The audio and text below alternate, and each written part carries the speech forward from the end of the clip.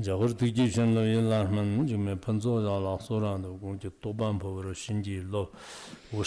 unsurpassed, profound, and wonderful Dharma is difficult to encounter in billions of aeons. I now see it, hear it, receive, and uphold it, avow to fathom it, its true meaning, to liberate all beings, thus generate the supreme bodhicitta. Let us now begin our class on the teaching of the supreme and wonderful Dharma, that is the Surangama Sutra. Previously, we have already covered the content of 3 volumes. Now, today we will begin the 4th volume. Let's look at the sutra. It says that then Purna Maitreya Niputra arose from his seat in the midst of the great assembly, uncovered his right shoulder, knelt on his right knee, put his palms together respectfully, and said to the Buddha, Venerable Purna, his full name is Purna Maitreya Niputra, which means he's the son of Maitreya and Niputra. His name means the son of fulfillment and compassion. Why is his name as fulfillment? It is because his father really wanted to have a son. Therefore, he supplicated at the great Brahma at the bank of a river, and his wish was later fulfilled. Therefore, his name is Purna. His name is fulfillment. Another explanation is that at the time of his mother was pregnant with him, she dreamt that there were 8 jewel-made containers in their home, and all of the containers were filled. That is why it is called fulfillment. In Tibetan language, it is called gampo, which is fulfill, filled.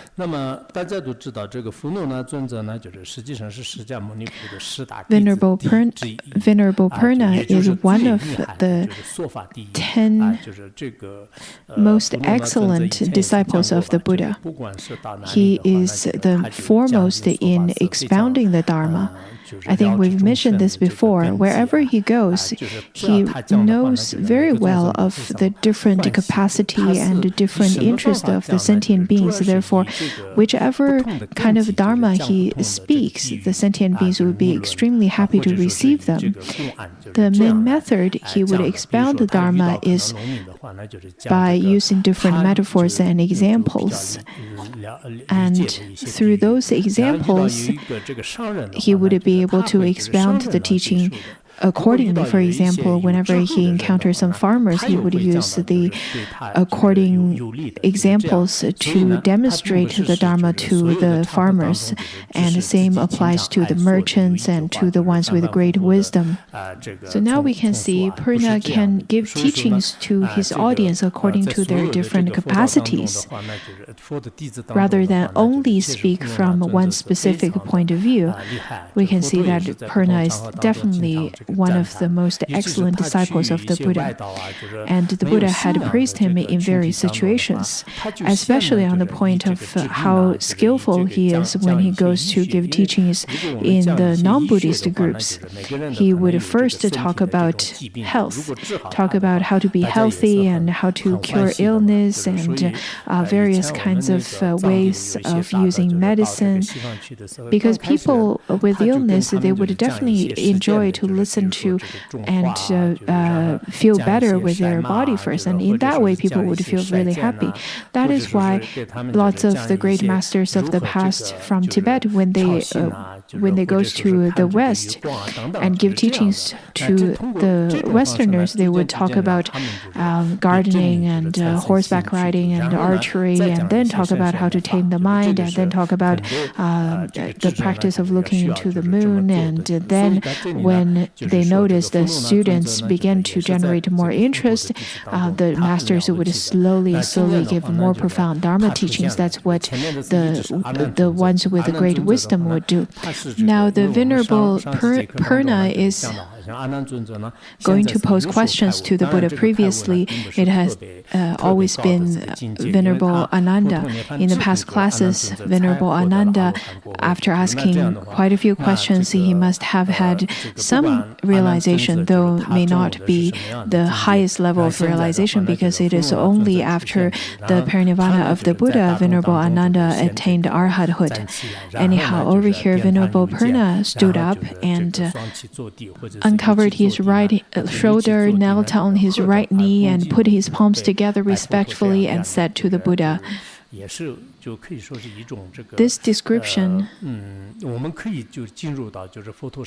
could lead us into the time of the Buddha, lead us into the situation over there, as if we were also in the great assembly listening to the Surangama Sutra.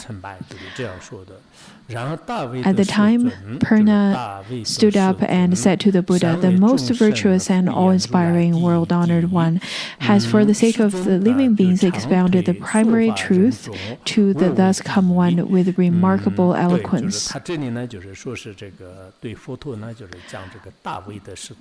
Over here, Purna addressed the Buddha as the awe-inspiring world-honored one, awe-inspiring because the Buddha has the great power and has all the uncommon characteristics and is extremely has this extremely beautiful and dignified presence. The power of the Buddha's wisdom and the merit of such wisdom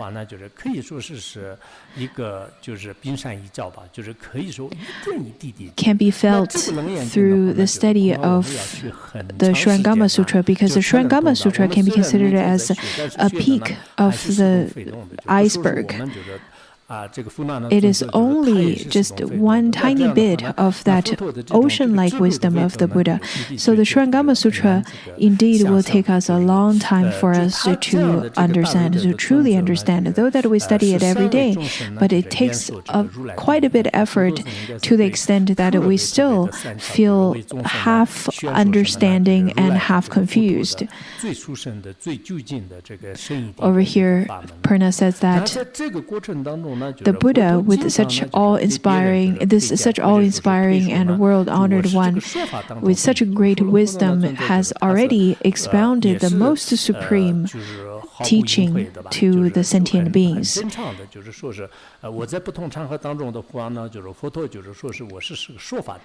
the Buddha has expounded with such great skillfulness.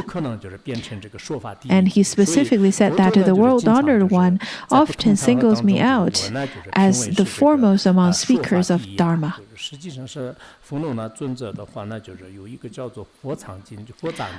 Venerable Purna had given a teaching in the treasury of the Buddha Sutra, where it says that not only he is the foremost in giving the Dharma teaching in front of the Shakyamuni Buddha, or as being the disciple of the Shakyamuni Buddha. Indeed, he had relied to 9 billions of Buddhas, and he is considered as the most excellent in speaking the Dharma.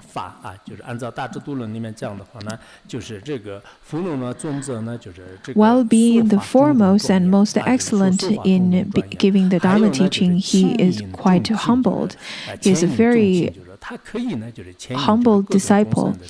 According to the Mahaprajna Paramita Shastra, it says that Venerable Purna gives all wonderful Dharma teachings and guiding sentient beings according to their different capacities. since he has such profound wisdom, at the same time he knows the myriads of variations of the capacities of sentient beings. So he's quite skilled at giving teachings to sentient beings. Over here, he asked this question: now I have heard the wonderful and subtle expression of the Dharma. I am like a deaf person who at a distance of more than 100 paces tries to hear a mosquito, which is in fact cannot be seen, let alone heard. Though the Buddha had already expounded in such clarity, I, however, am still confused. What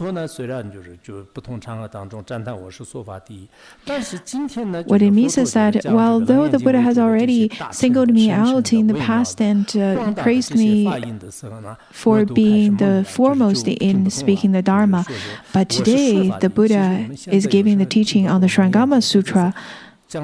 Such kind of profound and wondrous Dharma, such kind of profound Mahayana teaching makes me so confused. I don't understand anymore. Now, when we look at ourselves, some of you who are listening to the Mahayana teaching are dozing off, and some are distracted, some have very impure mind. All of these situations are understandable because when we look at Purna, Venerable Purna being the foremost in expounding the Dharma, he feels quite confused when he listens to this Mahayana teaching. So Purna over here gives the example as a deaf man who can't even hear anything, who can't hear anything after 100 paces or 100 steps away. How could this person hear the sound of a mosquito? We can't even see that mosquito that's 100 steps away. How can this person even hear it? So Venerable Purna over here says, well, really, I'm quite confused. I don't quite understand. I'm so lost. Venerable Purna expresses his confusion. And then he says that, well, the Buddha has already expounded in such clarity, which is very easy to understand. It should be easy to understand because the Buddha is so compassionate, so that our confusions and afflictions in our mind stream can be cleared. But so far, I have not fully grasped the teaching from the Buddha. My confusion has not been expelled. I still have lots of confusion. I still don't understand what you mean. Purna said that my doubts have not been expelled yet. So it's quite difficult for me to understand since the Dharma is indeed extremely profound. On one hand, we need to rely on our wisdom. On the other, we need to rely on our faith. The Mahayana practitioners, if you were to have the profound faith to Buddha Dharma, to the Mahayana Dharma, then you would be able to understand the profound meanings that's taught in the Mahayana teachings. Without faith, it would be quite difficult. According to Mahaprajna Paramita Shastra, Nagarjuna said that the power of faith would be the initial gate for people to enter into the Dharma. Without faith, how would you be able to enter into the profound Dharma? Without faith, how would you be able to understand?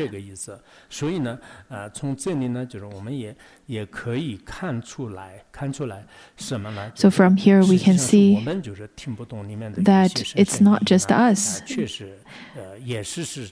who doesn't understand the profound teachings given by the Buddha. In fact, Venerable Purna, who's one of the foremost in the top 10 disciples of the Buddha cannot understand it that clearly.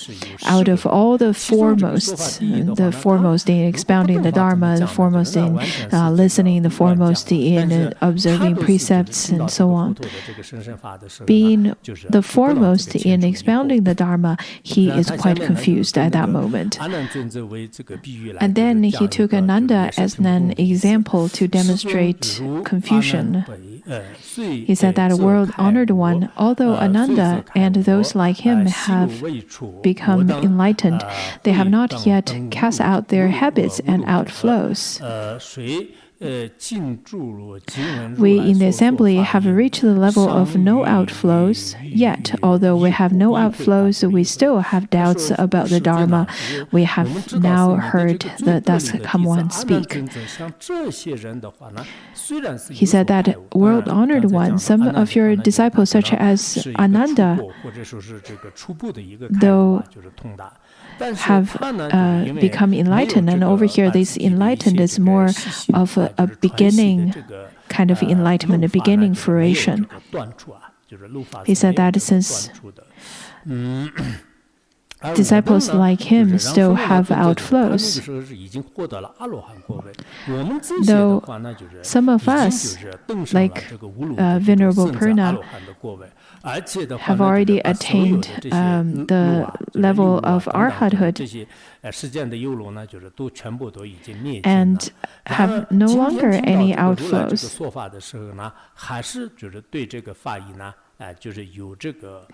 He still have confusion and doubts and misunderstanding. According to the Tibetan translation,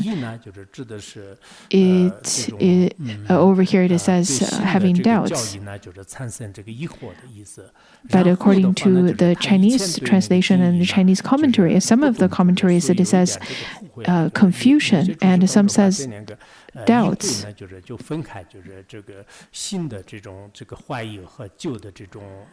Some commentary says that some of the new doubts and old confusions,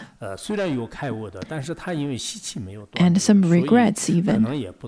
Over here, Venerable Purna says that Ananda, though has become enlightened, he still has not eradicated his habits, therefore he probably doesn't understand it. Though that we have already eradicated our habits, habitual patterns, and reached the level of no outflow, we still have questions and confusions. According to Master O.E., he said that Ananda has less of the obscuration of knowledge, but more of the obscuration of affliction. But to Purna, he has more of the obscuration of knowledge and less of the affliction. Over here, the obscuration of affliction and obscuration of knowledge is not the same as the ones according to Maitreya's five treatises. I think that Chinese Buddhism usually would explain the obscuration of knowledge in the way as how one could be obscured and obstructed by the knowledge one accumulated. For example, a scholar, by having and accumulated so much knowledge, that could be the obscuration for them to find the truth. Rather than when we talk about the obscuration of knowing, it is the subtle, the accumulation of the subtle habitual tendencies. So the teachings are rather a bit different. We often hear that some of the great masters, the Chinese Buddhist masters, would say that, oh, you study more and more, which lead to more obstructions from the knowledge that you've accumulated. That's how they use this term in their context. When it comes to the arhats' obscurations, they are the ones who already have eradicated the obscurations transgressions of affliction. But when it comes to the Vajrayana, the obstructions to knowledge, there is no complete eradication of that until the 8th bhumi. That is from our own school's point of view to explain. Of course, there are different ways of explaining it through different schools, but according to the 9th chapter of Bodhisattva Charyavatara and the entering into the middle way, as well as the teachings given by Mipa Rinpoche in the explanation of the ornaments of middle way, also it talks about that. Over here, Venerable Purna went straight forth to ask questions to the Buddha. He stated his question and his confusion. Indeed, at the time of listening to the Surangama Sutra, many of the Hinayana practitioners probably don't understand such profound, luminous, and unconditioned Dharma because of their severe grasping. It would be very difficult for them to accept it right away. But Venerable Purna continued to pose his question, saying that, world-honored one, if all the sense organs, sense objects, skandhas, places, and realms in all the world are the treasury of the thus come one, originally pure, why do there suddenly arise the mountains, rivers, and the great earth, all conditioned appearances, which cyclically change and flow, end and then begin again? Now, he posed these two questions. The first one is about the treasury of the thus come one, which is Buddha nature, and then the other one is about the four great elements. Out of the two questions, which are both of the core questions that we will address today, are indeed quite important. When we talk about the Buddha nature, we know that, in the mind stream of all sentient beings, there is this luminous and unconditioned nature that is the Buddha nature. And whenever we talk about Buddha nature, it's every sentient being inherently has this Buddha nature. It seems that it's a private possession that every sentient being has this property. But Buddha nature, in fact, is only expressed in such a way through our language. But other than such kind of superficial expression, the nature of all phenomena is as such. When we talked about the skandhas, places, and realms, we all talked about how they all share the nature of Buddha nature. And not just the sentient beings share such kind of Buddha nature. The inanimate world, when we talk about the five skandhas, when we talk about the form, sound, and all of those phenomenal existence, though they are inanimate, but the nature of such inanimate existence are no other than Buddha nature either. You probably get a little bit confused because usually when we talk about the Buddha nature within sentient beings, it's a little bit different than the Buddha nature in the broad sense. Over here, the translation in Tibetan version is a little bit different. In Tibetan, it says that all and every. It says that the sense organs, sense objects, skandhas, places, and realms in all the world are the treasury of the thus come one. They are originally pure, and we know by now that such kind of Buddha nature is constant, it is unchanging, it is without movement. That is the nature, that is the unconditioned nature. Over here, Purna says that, then why would you say that such a kind of unconditional nature all of a sudden would be able to produce and arise the mountains and rivers and the ground, everything, and all the animate world as well? Why all of those kinds of phenomena, including birth and death and the transmigration and the change and flow, cyclically happens.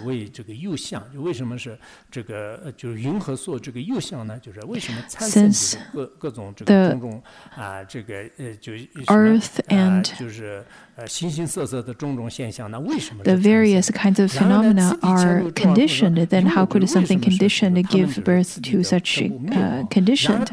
And how could there be this birth and death and the change in flow that would appear to be cyclically existent or cyclically manifesting in this world? That's the first question Venerable Purna asked the Buddha, saying that if everything within the skandhas and the realms and places, they are of the nature of Buddha nature, and why would such kind of a constant Buddha nature manifest the phenomena that changes, that continuously and cyclically changes and flows? This is the first question. And then the second question is that, moreover, the thus come one said that the earth, water, fire, and wind are by nature perfectly fused, are all pervasive in the Dharma realm, and are all tranquil and everlasting. We've already went through such kind of analysis for a long period of time already. Purna asked the question that since the Dharmadhatu is all pervasive and the luminosity and the purity is all pervasive, then within it,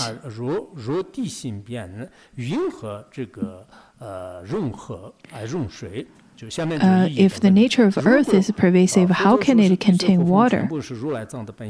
If you were to say that the four elements are of the nature of Buddha nature, then and you were to say that they're all pervasive, then can I ask you a question, world-honored one? When you look at the nature of the earth, which is all pervasive over the Dhammadhatu and all pervasive over everything, in this way, how could the nature of earth, which is a solid, which has the capacity to uphold,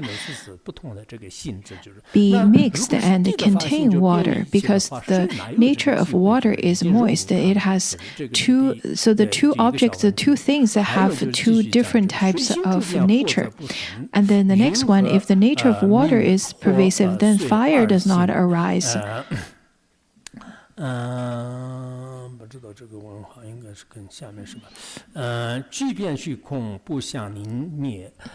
Further, how do you explain that the nature of fire and water can each pervade empty space without displacing each other?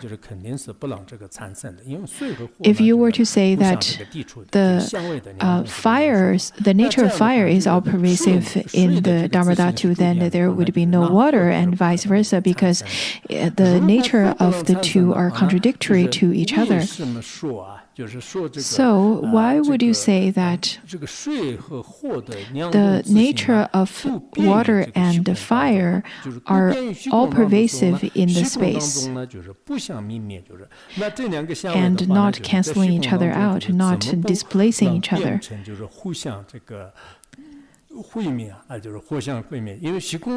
Because space is without any obstruction. That's the nature of space. And then the nature of water is all pervasive, same as the nature of fire, which is all pervasive in this space that is without obstruction. How could both water and fire be all pervasive but not displacing each other? If the strength of fire would be stronger, then water won't exist, and vice versa. So the question is, why wouldn't they displace each other? This is a good question. Probably answers lots of our questions as well. Because whenever we think of the fire and water and earth and wind, the four great elements, they all uphold very different nature. They all have very different characteristics. Why wouldn't they be contradictory to each other? Purna continued to ask, a world-honored one, the nature of earth is solid, the nature of emptiness is penetrating. How can they both pervade the Dharma realm? I don't know where this doctrine is leading. He said that, well, how could you say that this earth, which is solid, and then it is also subject to obstruction, but to the space, there is without any obstruction, it is without any obstacles, it is completely penetrating. Then how could you say that these two that upholds two completely different and contradictory natures be all pervasive within the space, within the Dharma Dhatu?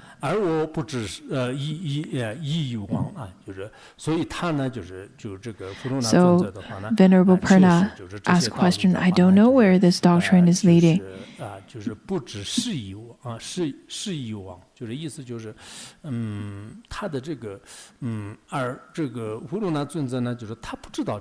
Venerable Purna says, I don't know what this teaching means. This is very confusing. I don't understand. I only hope that the thus come one will compassionately explain in order to rent the clouds of confusion in me and among the great assembly.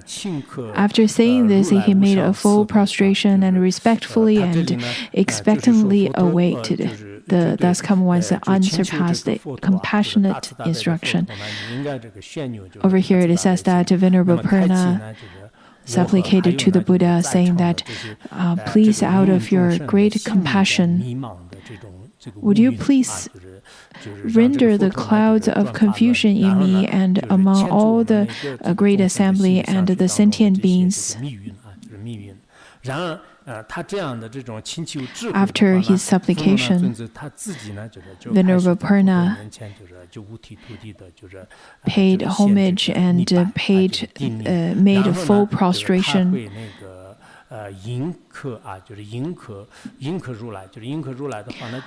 After saying that, after he said the supplication and made the full prostration and respectfully and expectantly, over here is in the Chinese translation it says that he longingly, as if he's extremely thirsty to seek the water that is the nectar of the teaching from the Buddha. He demonstrated this genuine longing and genuine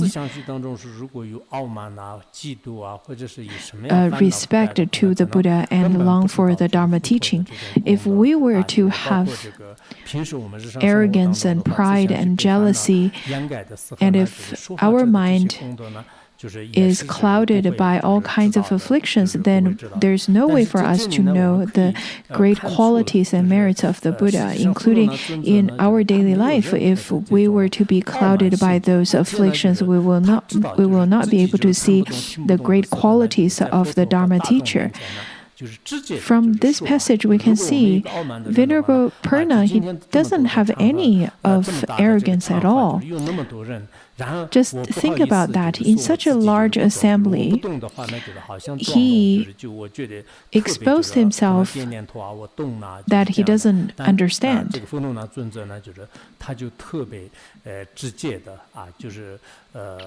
Rather, he very directly told the Buddha that I don't understand.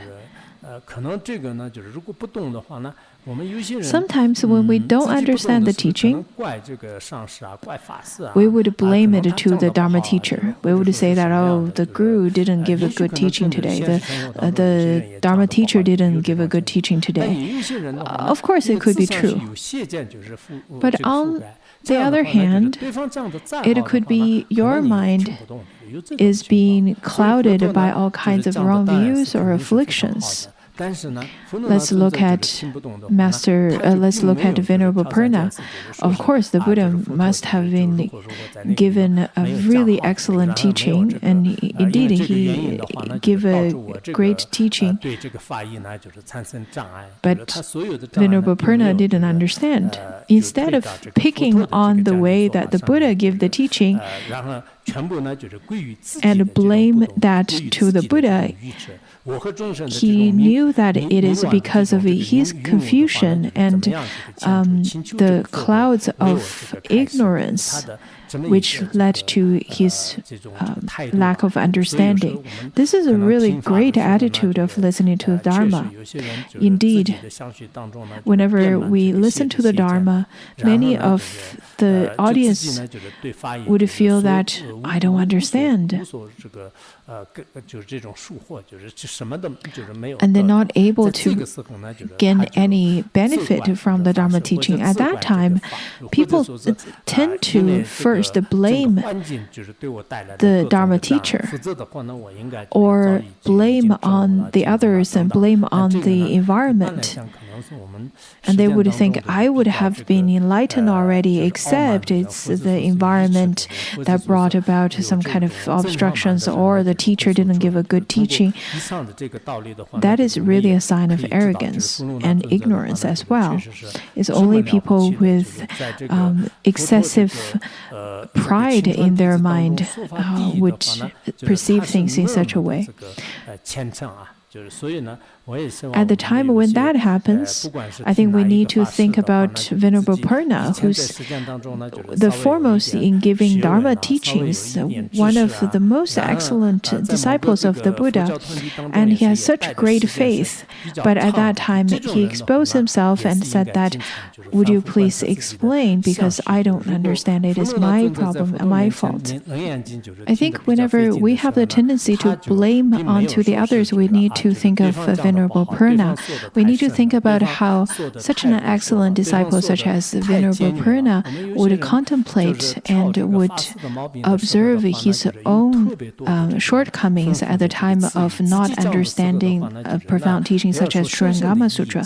He didn't say that, he didn't give a good teaching. The teaching is too profound. The teaching is, this teacher's teaching too short or too extensive. I think when it comes to time to pick on the others' faults, there are people who can get really eloquent at it. I'm not saying that we should avoid reporting what is the true situation. If a Dharma teacher is really not good at teaching, then of course you should bring it forth. However, most of the time it is really our own obscurations, and then we blame that onto the Dharma teacher. At that time, we need to think of Venerable Purna. He must be really eloquent, because being such an excellent Dharma teacher himself, he must be really, really eloquent. When it comes to a time to pick on others' shortcomings, especially the Buddha's shortcoming, though the Buddha is omniscient and doesn't have any shortcomings, but there are people, for example, Devadatta would still see those shortcomings. If Purna were to fall into those kind of faults and start looking for shortcomings of the Buddha at that time, then he would definitely be very eloquent at it. But instead of doing that, Venerable Purna actually started to look inwardly and blame himself for not being able to understand.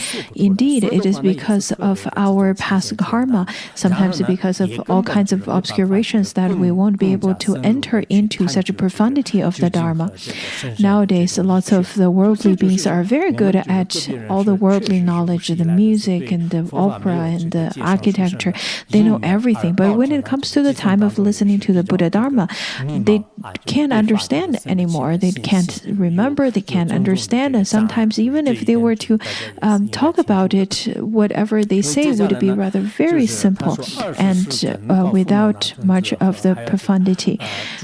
So that is because of the lack of profound connections to the Dharma. So we need to purify our obscurations first. And then the Buddha started to answer the Venerable Purna. The world-honored one then told Purna and all the arhats in the assembly, this grand assembly of listening to the Surangama Sutra teaching. all the arhats in the assembly who had extinguished their outflows and had reached the level of no study. At that time, the majority of the assembly have already attained that level of understanding, which is extinguished their outflows and had reached the level of no study, other than Ananda, of course. The Buddha then over here said that today the thus come one will explain in depth the true supreme meaning within the supreme meaning. Over here, the supreme meaning is within the supreme meaning, that is the essence, the core of the Dharma teaching. According to Master Han Shen, I remembered in his commentary, he said that the supreme meaning within the supreme meaning has 4 different aspects. The first one is the conventional supreme, which is the skandha and place and realm, because within the conventional world, the teachings on the 3 aspects are the most supreme. And then the supreme of the teaching, which is the 4 truths, and then the realization, the supreme of the realization, which is the 2 emptiness, which is the emptiness of self and emptiness of phenomena. And then the supreme within the supreme, which is the one yana Dhammadhatu, or the one true Dhammadhatu. In the supreme within the supreme, to use the Madhyamika term, we call it as the true ultimate truth. Because in the Madhyamika, we talk about the conventional ultimate truth and the true ultimate truth. So over here, this is the true ultimate truth. The Buddha at this time gave the most profound teaching to the Venerable Purna and the great arhats within the Dharma assembly, as without expounding all of those supreme within the supreme, the arhats wouldn't be sufficed with what had been taught.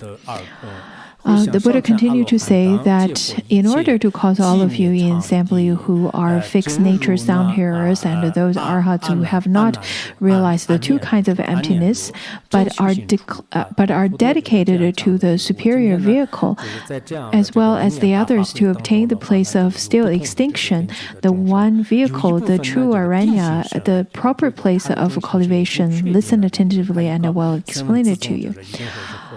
Over here, in the Surangama Dharma Assembly, there are sentient beings of different capacities. A part of them have the fixed nature sound hearers. Those are the ones that will attain arhathood and temporarily not entering into the Mahayana. But they're not the ones who have completely eradicated their roots, their virtuous roots, to enter into Mahayana. So those group of disciples are called the fixed nature sound hearers. And there are the ones who have the unfixed nature sound hearers, because by relying on the virtuous teacher, they will eventually enter into the Mahayana. So before they come to full enlightenment of the 2 emptiness, they would return to Mahayana path. They would enter into Mahayana path first.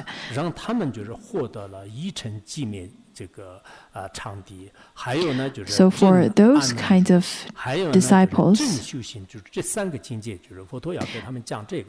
the Buddha will expound the 3 types of realizations, which is the place of still extinction, the one vehicle, and the true aranya. Since there are the three capacitated disciples in the audience, the first one is Arhat, second one is the ones who enter into Hinayana first and then later into Mahayana, and then the last one is Mahayana. In this Surangama assembly, it sounds like there are lots of Arhats in there. So all of those Arhats, let it be the ones with the set nature, with the fixed nature, or with the unfixed nature, or the pure Mahayana nature, the Buddha said that I will give you the teaching on this one yana, one vehicle teaching, and then the true aranya. Aranya is this great, pure, quiet place.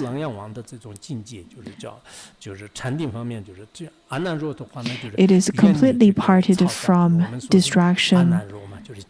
This is the description of the realization of the king of Surangama. According to the commentary of the correct lineage, it says that this place of still extinction is the place to part from wrong views and wrong practice, which is the correct path. When I read into the commentary of Master Oyi, he said that over here,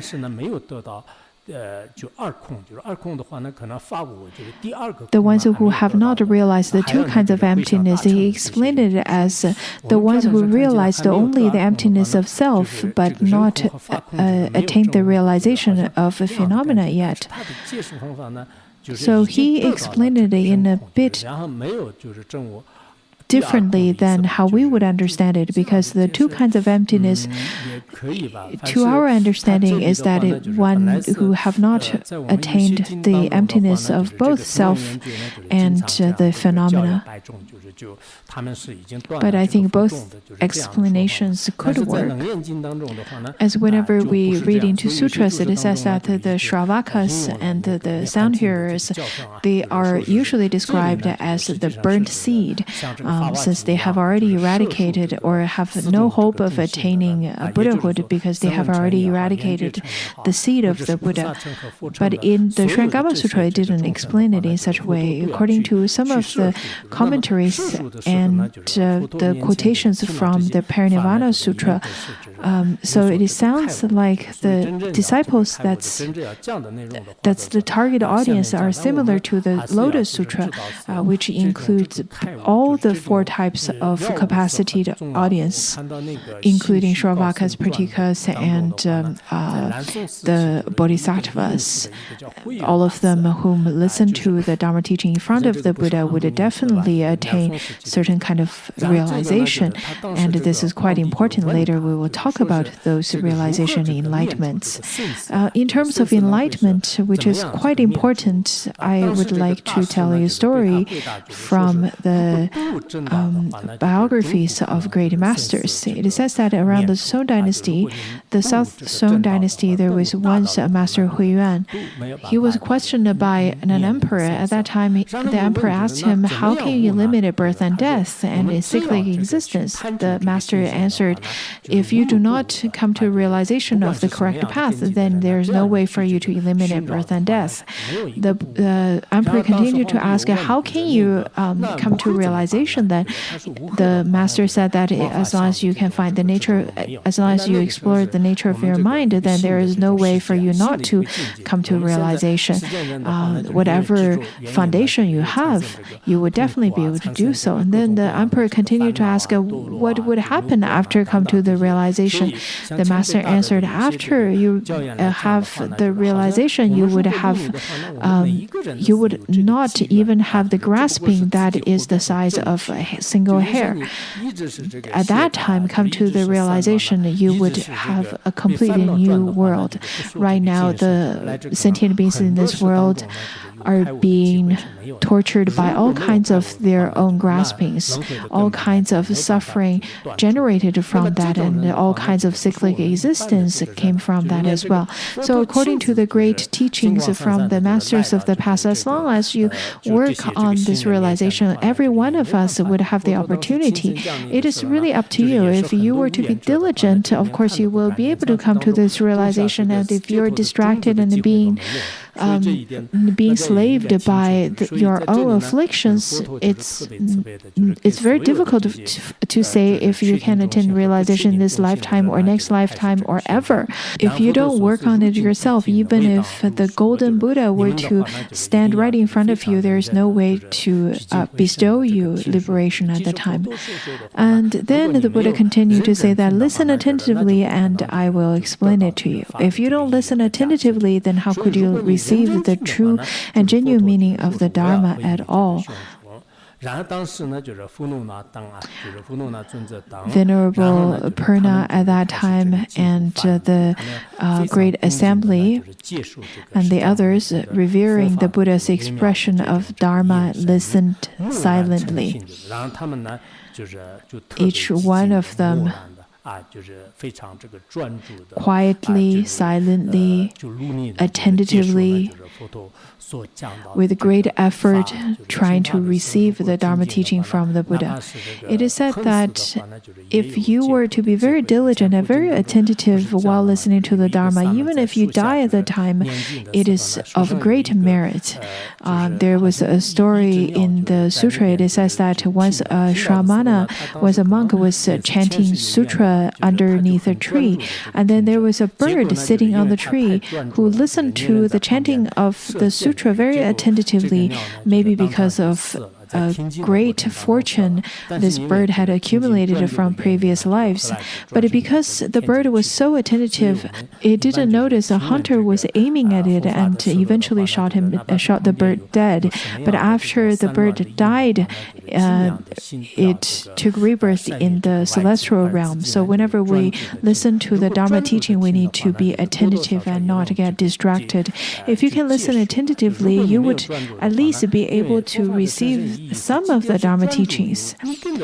Because if you don't be attentive, some of the Dharma teachings are so difficult. Even if you listen attentively, how can you receive any benefit if you don't listen attentively?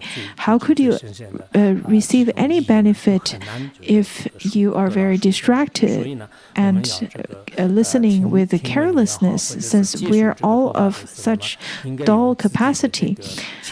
Whenever we listen to the Dharma, we need to use this heart of faith, this mind of reverence and mind of joy and sincerity to receive the Dharma teaching that's been blessed by the Buddha. So may we all be able to receive the truth and the Dharma that's been blessed by the Buddha. Let's stop here today.